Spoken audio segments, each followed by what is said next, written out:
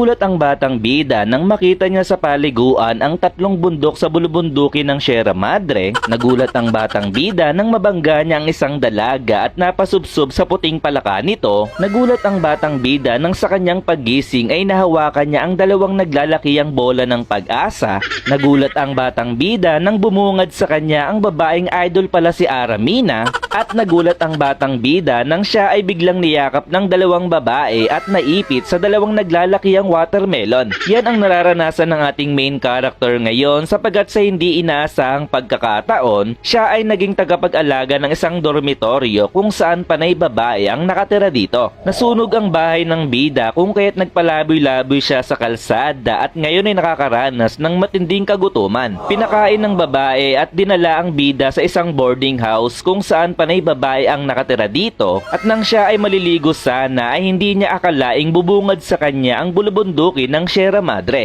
Sa sobrang hiya ay dali-daling tumakbo si Nagumo papalayo sa kanila, subalit nabunggo naman niya ang isang babae at napasubsob sa puting palaka nito. Hindi alam ng babae ang kanyang gagawin sapagkat hindi ito sanay sa mga lalaki at lagi na lamang siyang nagno-nosebleed sa tuwing makakakita ng hindi kaaya-aya. Pinakilala ng babae si Nagumo sa ibang babaeng nakatira sa dormitoryo at humingi naman ng sorry ang bida sapagkat hindi niya daw sinasadya ang mga nangyari. Nang malaman nila ang buhay ni Nagumo ay inalok nila ito ng trabaho upang maging ina o tagapag-alaga ng goddess dormitory na sobrang kinasaya naman ng ating bida. Subalit ang problema ay hindi kaya ni Athena na may lalaki silang kasama sa dormitoryo kung kaya't nakapag-decide ito na umalis na lamang doon. Hindi kasi sanay si Athena sa mga lalaki sapagkat simula ng bata pa lamang siya hanggang sa ngayon ay panay babae lamang ang nakapalibot sa kanya at sa dati niyang boarding house ay may naging problema ito sa kanyang roommate dahil nagdadala ito ng kanyang boyfriend at nahuling gumagawa ng bata at simula nun ay nag-umpisa na ang pagna-nosebleed nito.